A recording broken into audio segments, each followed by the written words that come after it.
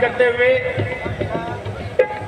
बोधिसत्व विश्व रत्न Baba Saheb doctor B R. Ambedkar ji को नमन करते हुए आज की इस कार्यक्रम के आयोजक Delhi scheduled caste welfare association के अध्यक्ष, महासचिव और कोषाध्यक्ष तथा अन्य सभी हमारे साथीगण, कुछ हमारे साथी समाचार मिल के बैठे हुए हैं। हमारे बीच उपस्थित रामलाल मौर्य जी जो बुद्धिस्ट सोसाइटी के उपाध्यक्ष हैं, और सभी धम्म बंधुओं को मेरा जय भीम, नमो बुद्धाय। धम्म बंधुओं, आज बाबा साहब डॉक्टर बी.आर. अम्बेडकर का 133वां जन्मदिन हम लोग बड़े हर्षोल्लास से मना रहे हैं। ये ऐसा गर्व का विषय है कि आज 14 अप्रैल को भारत ही नहीं पूरे विश्व में बाबा साहब डॉक्टर अम्बेडकर का जन्मदिन मनाया जा रहा है। चाहे अमेरिका के राष्ट्रपति हो, रूस, ब्रिटेन का प्रधानमंत्री हो, थाईलैंड का अधिकारी हो, आज इस दिन अभी होड़ लगी हुई है कि बाबा साहब डॉक्टर अम्बेडकर का जन्मदिन हम लोग मनाएं। ऐसा क्या है कि जो बाबा साहब डॉक्टर अम्बेडकर का जन्मदिन सब लोग मनाते हैं? क्या विशेषताएं हैं उनकी? बाबा साहब एक ऐसी क्रांति थे जिन्होंने भारत का संविधान रचा, और भारत का संविधान नहीं विश्व का सर्वश्रेष्ठ संविधान बना। और सबसे महत्वपूर्ण बात यह है कि हम सदियों से गुलामी जी रहे थे, जाति व्यवस्था हमारा पीछा नहीं छोड़ रही थी, वर्ण व्यवस्था हमारा पीछा नहीं छोड़ रही थी। उन सभी की बेड़ियों को तोड़ करके बाबा साहब डॉक्टर बी.आर. अम्बेडकर ने 21 वर्ष प्रतिज्ञा करने के बाद 14 अक्टूबर सन 1956 को बौद्ध धर्म में दीक्षा ली और सारे भारत को बौद्ध में बनाने का प्रण किया। आज हम सब लोग बाबा साहब की जयंती मना रहे हैं, केवल एक दिन मना रहे हैं। आज एक दिन में चाहे बाबा साहब के जिंदाबाद के नारे लगा दो या जय जय भीम कर दो, बाकी 365 दिन हम लोग सब सो जाते हैं।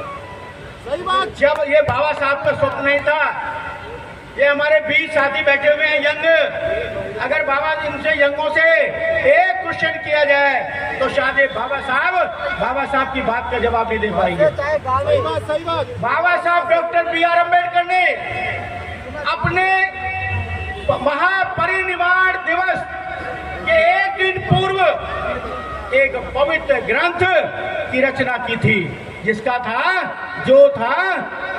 भगवान बुद्ध और उनका धम्म। 14 अक्टूबर 1956 को उन्होंने दीक्षा ली।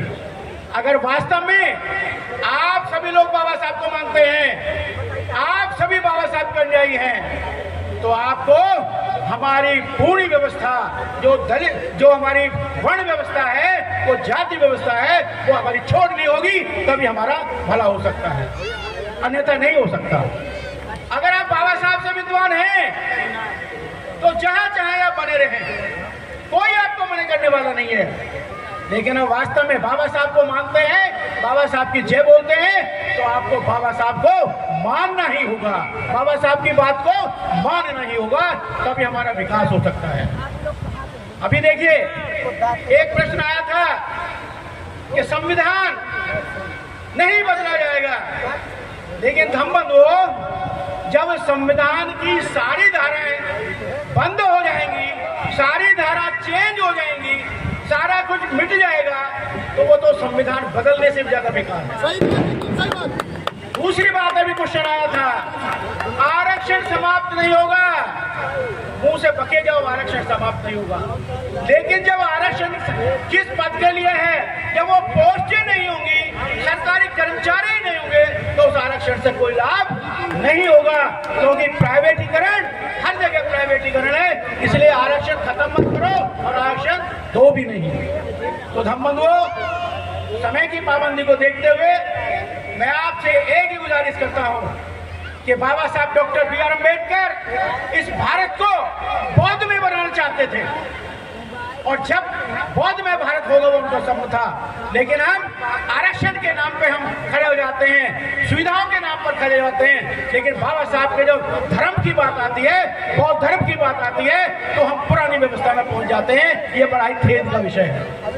आज के समय में अगर बाबा साहब होते और बाबा साहब इस व्यवस्था को देखते हमारी को, तो बाबा साहब रोते और बहुत चिल्लाते। अभी आपने देखा कैसी व्यवस्था है ये। हमारा राष्ट्रपति जो आदिवासी है वो खड़ा है और उसके नीचे के संरक्षक बैठे हुए ताली बजा रहे हैं। ये हमारे लिए खुशी की बात नहीं, बल्कि हमारे लिए बड़ी दुख की बात है। ये ऐसी व्यवस्था है, इसी व्यवस्था को हमें समाप्त करना होगा, और जब तक ये समस्त व्यवस्था समाप्त नहीं होगी तो बाबा साहब के सपना साकार नहीं होगा। तो मैं आपसे पूरे निवेदन करता हूँ, जो हमारी भारतीय बौद्ध महासभा है, बुद्धिस्ट सोसाइटी ऑफ इंडिया है, वो इसी काम में बाबा साहब ने बनाई सन 1955 में, वो आज तक बौद्ध धर्म का प्रचार प्रसार कर रही है। आपसे हमारी करबद्ध प्रार्थना है कि अगर वास्तव में आप बाबा साहब को मानते हैं, बाबा साहब को स्वीकार करते हैं, तो आपको बाबा साहब की माननी होगी। अगर बाबा साहब की नहीं मानोगे तो आप दलित के नाम पर, आदिवासी के नाम पर किसी तरह से आप फिरते रहोगे और उनका दोहरा आपका होता रहेगा।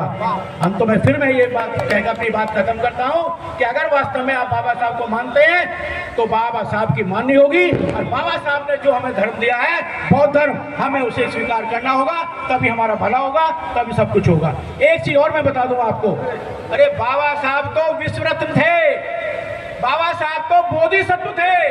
अब भारत रत्न कह करके बाबा साहब का अपमान क्यों करते हैं आप लोग? भारत का रत्न एक नाटक करने वाले को मिलता है, एक नाचने वाले को मिलता है। आप बार बार भारत रत्न बाबा साहब कहते हैं, तो इसमें बाबा साहब की बेइज्जती होती है। आज प्रण कर लो, अरे बाबा साहब का बोधिसत्व है, बाबा साहब विश्व रत्न है, बाबा साहब भारत रत्न देने के लिए बाबा साहब के नाम के भारत से मत जोड़ो, तो उसे कहीं घना ऊंचा है। तो इन चीजों का ध्यान रखिए। इन्हीं शब्दों के साथ मैं आपको सभी बुद्धम